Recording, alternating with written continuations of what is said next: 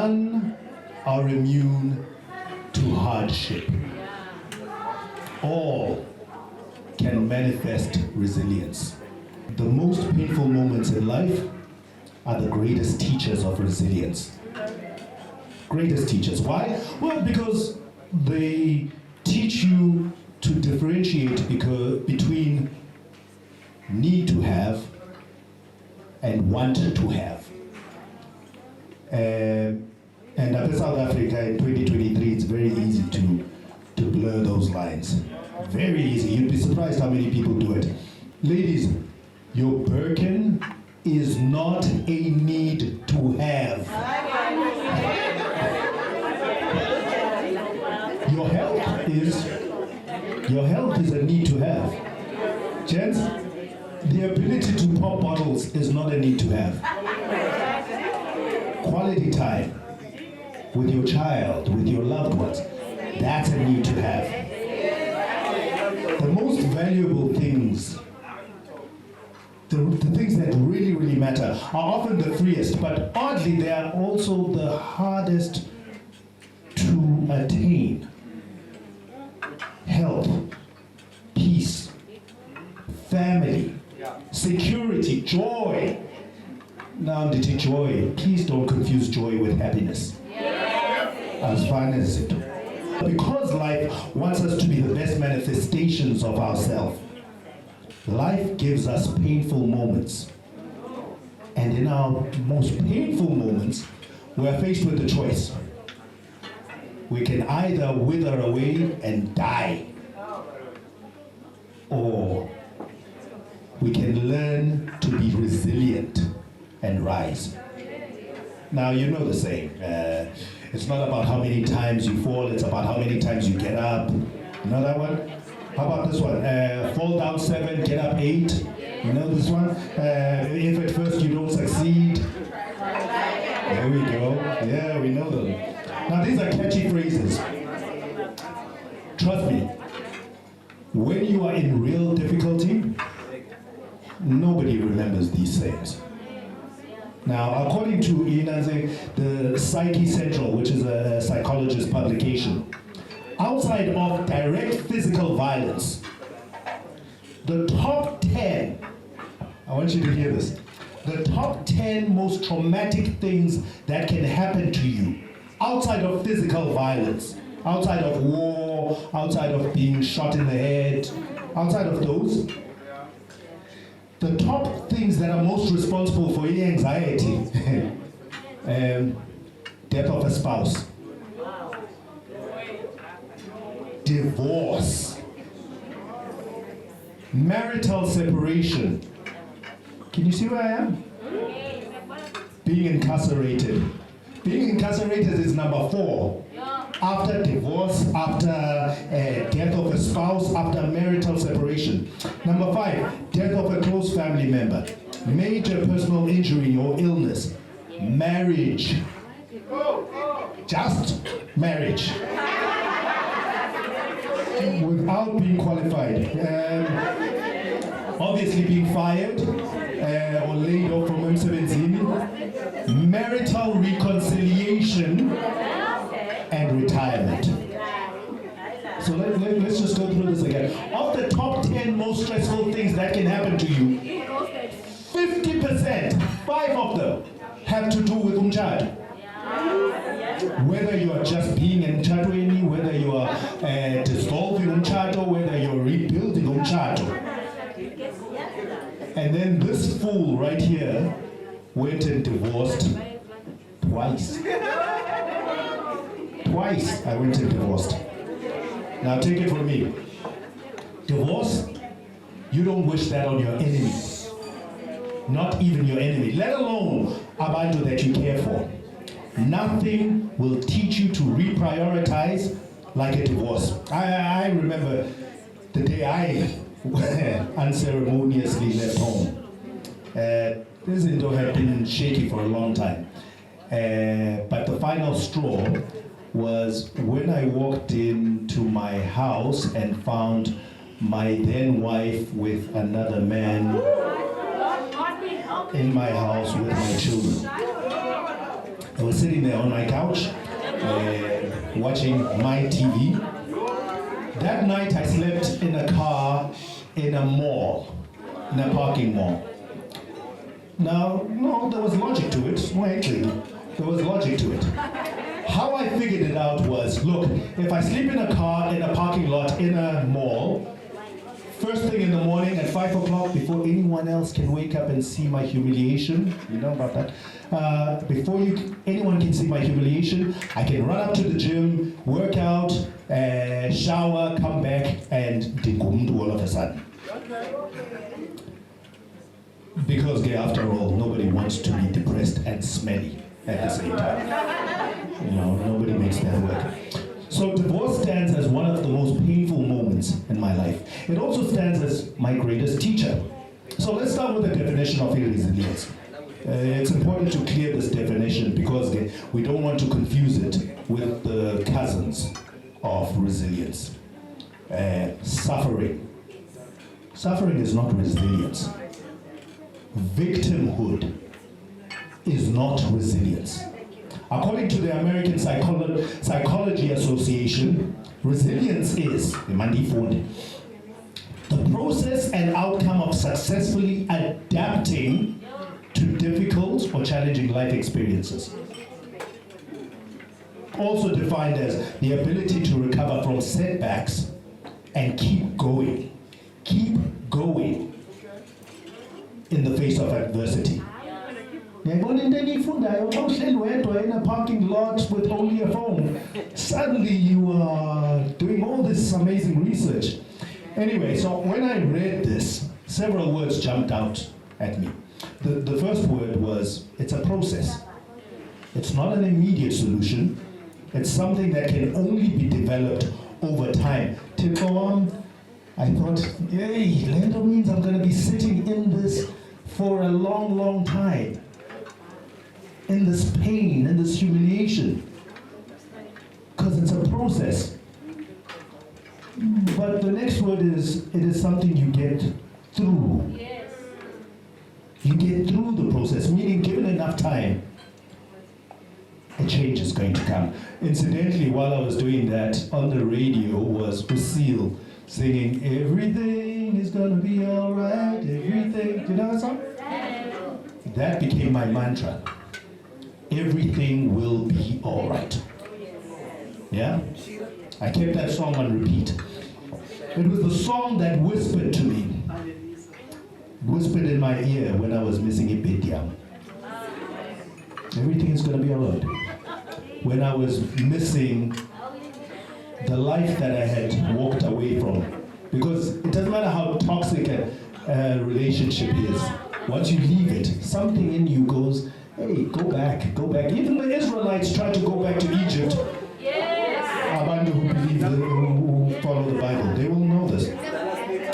So everything will be all right. It kept whispering in my ear. Everything will be all right. When I was sitting there, guys will know this. I don't know, I've never been a woman, but I can speak for guys. When you're sitting alone and you've got that little voice whispering, when it's absolutely dark, and it says, I man, end this whole thing. Just do something drastic. Drive this car off the bridge. Just cut the wrists. Make it easy. At that time, everything will be all right. So it was in that dark moment, sitting alone, that I would find the new habits that would shape my journey of resilience. Habit number 1, ask and accept help. We're social animals. God created us that way. You already have a social circle. Use it. Use the social circle you have. There's nothing to be gained by trying to go it alone. There is nothing to be gained by, I did it by myself. Nothing to be gained there. In fact, if anything, you lose the opportunities to get back up. Instead, you create for yourself more obstacles. Now, in my case, I was lucky enough. I had my sister who had plenty of room, and she called me and said, hey, come. We've got a warm bed, home-cooked meal. And a friend of mine also helped me get a new place. In fact, he put down the deposit for the place I ended up staying in. This was a huge help. So, first thing I did was fetch my children, found them a place to live. And those friends are some of the closest people even today. So if resilience is the ability to adapt using whatever you have as your means, I put it to you that the friends you have, your social circle, that's a tool. Use it. That is part of your resilient survival kit. But now, don't go and assume that everyone you know is your inner social circle. Okay? Not all kinfolk is kinfolk, if you know what I mean. Choose them wisely. Cultivate and nurture those people. Nurture those relationships. Never, ever abuse them. These people may be family, they may be friends, but more than anything, they're your first line of defense. The second thing I started doing as a habit was to mentalize. Basically, look, this is a fancy way of saying review the trauma in a healthy way. It's important because otherwise misery will get you, and misery generates a lot of gravity. If you are not careful, it's very easy to sink into misery. Therapy is a great way of doing that, and if you can't afford a professional therapist, speak to someone wiser than you. Speak to an uncle, speak to a parent, speak to someone who is older and wiser than you. I fumbled it entirely. I didn't speak to my father, I didn't speak to the old folk, I went to social media. Yo, bandenzani. Man. And it took someone wiser than me to go, Hlomla, take this phone and put it away. Learn to be alone. Learn to be alone. Try and remember what it is you like. Try and remember the things that make you laugh. And this is important, especially for present husbands, present fathers. You spend so much time doing for others that you forget what it is you want and what you like. I would walk into a mall with money in my pocket and still walk out of there completely having bought nothing for myself. I'll buy for my kids, I'll buy for my wife, I'll buy for anyone else except for myself because I've forgotten what I like. Guys don't talk about this. Try and remember what it is you like, Buffett. Invest in yourself. And as you learn to spend time with yourself, you start to reflect less on the problem and more on the solution. You start to own your part in causing the trauma that you are suffering from. But most importantly, and this is the third habit, you learn to forgive yourself. Learn to forgive yourself. You're human. You're not perfect, right? You don't have to understand why something happened to you necessarily. Instead, you have to understand what to do the next time you see it coming around the corner. Learn to identify it. I know this. I know exactly how this is going to work out, so I'm sorry, I am not going down that road again. And Nage, I'm an overthinker. I don't know if there are any Virgos in the house. We take things and we tumble them and we re-look at them. Oh my God, I should have. And so I battled to forgive myself. Here's a trick that helped me. I wrote letters to myself. But I wrote letters to myself in this giving advice to myself. Where you go, listen, I think you should have done X, Y, Z, I understand this, but the big thing about that letter, which I emphasize again and again and again, is I forgive you. You only knew what you knew. Yeah. You can't know what you don't know. Exactly. And so I would write it, I forgive you, I forgive you, I forgive you, again and again in the letter. And then I would close that letter up and put it away. Weeks and months later, I will pick up that letter and reread it. But now I'm a recipient and I'm being told, I forgive you. It's a fantastic gift that you can give yourself. Habit 4, take baby steps. Baby steps. Learn to celebrate the little victories. Each little victory is a step towards healing. Now, Nagi, I was sitting in a house with my daughter. I had heard many people say, how your daughter can't live by himself. So I went, you know what? I'm going to show you. Just because you said, I as a man cannot learn to live by myself, I am going to live by myself. I will not even get domestic help. I will live by myself. And so I started to do things for myself. I would clean my house every day. If that meant I need to get up an hour earlier than I normally would, so be it. I can't lie, the first week was hell. But by the third week, I was a domestic god. Man, I know the difference between Mr. Clean and Domestos. I had my favorites, I knew all of this. And the joy of just sitting back and going, you know what? I cleaned this house. All of it. I did that. That was a victory. That's a victory. You know, I decided I would cook. I would cook for Ramadan about now. I don't know if you guys have teenagers, but teenagers are the most unimpressed people in the world. Their standard response to everything, John, I just bought you a suit.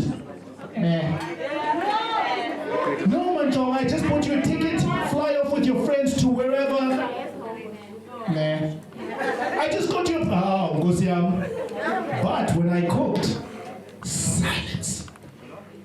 Silence. They sat quietly and ate my food quietly. You sit back and go, yeah, I did that. I did that.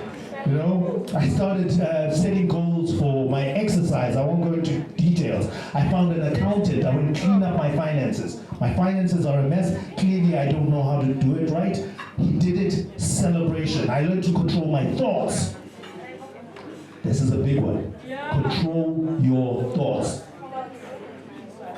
And the trick I learned, I once told you about it, where I speak it out loud. When the thoughts are really, really big, and you've got that little silent little voice, say it out loud. I want to sit down right now. Don't sit down. You can't sit down right now. Speak it out loud so that you can hear that quiet little voice. That quiet little voice will get you out of trouble. The fifth habit, laugh in the moment. Now, a lot of people like to say, live in the moment. I elevate that.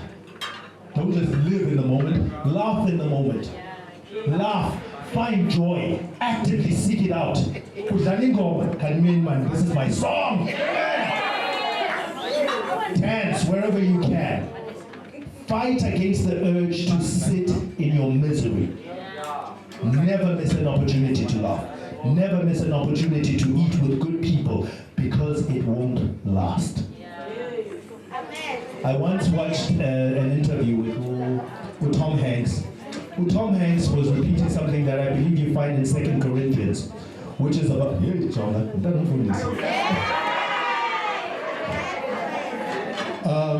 2 Corinthians, well, how Tom Hanks rephrased it was, this too shall pass. Are you having a good time right now? Yes! This too shall pass. Are you having a bad time? Guess what? This too shall pass. You know when you're sitting and it's absolutely heavy and you can't get up? This too shall pass. Learn that. Learn that all things, good or bad, will pass. Learn that if there's nothing else you can do about it, release it. Release it. Let it go. You benefit nothing by holding on to past pain. And as you learn to release the pain, you learn that those things that brought you the most pain in your life, they tend to be the secret weapon later. So the things that brought me the most pain, I can joke about. It's a party story.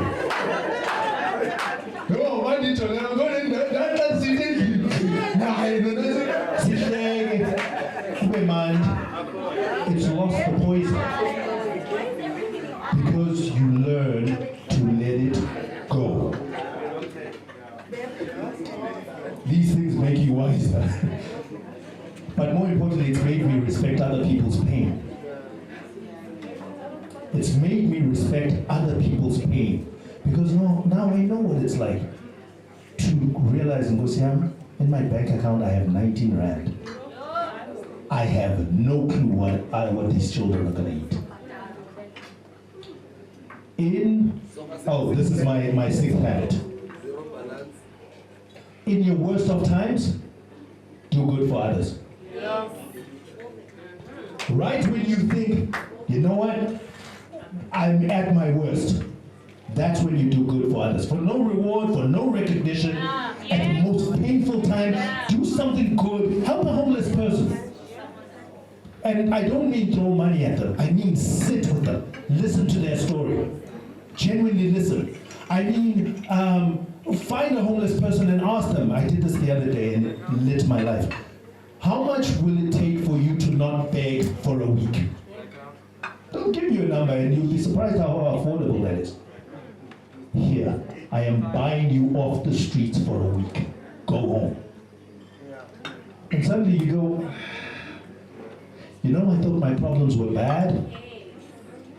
They're not that bad. Nothing will give your pain perspective like spending time with people who have even less. And before you know it, having done these things, Herman, I've survived my trauma. You have just shown resilience. Now, I made a commitment to myself that I would do these things as often as possible. I would accept help. I would mentalize. I would learn to forgive. I would take baby steps. I would laugh in the moment, and I would do good for others. Some days I get it right. Other days, Other days I fumble it badly. But you know what? There's always tomorrow. Tomorrow I can try again. And if I fail, I'll try it the following day. Every single day is an opportunity to make yourself a better person. And so I close with a poem, again, that has given me life. It's a poem by William Ernest Henley called Invictus. Put on your A-grade English now. I'm going to use big words.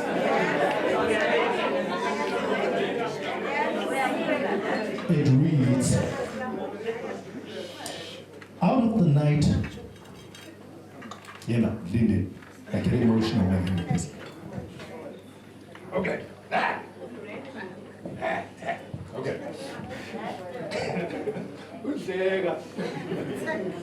Okay, so it reads, out of the night that covers me, black as the pit from pole to pole, I thank whatever gods may be for my unconquerable soul.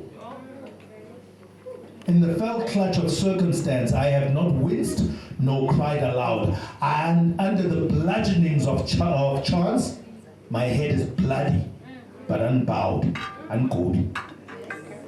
Beyond this plate of wrath and tears looms the horror of the shade, and yet the menace of the years finds and shall find me unafraid. It matters not how straight the gate, how charged with punishment the scroll. I am the master of my fate. I am the captain of my soul. Thank you.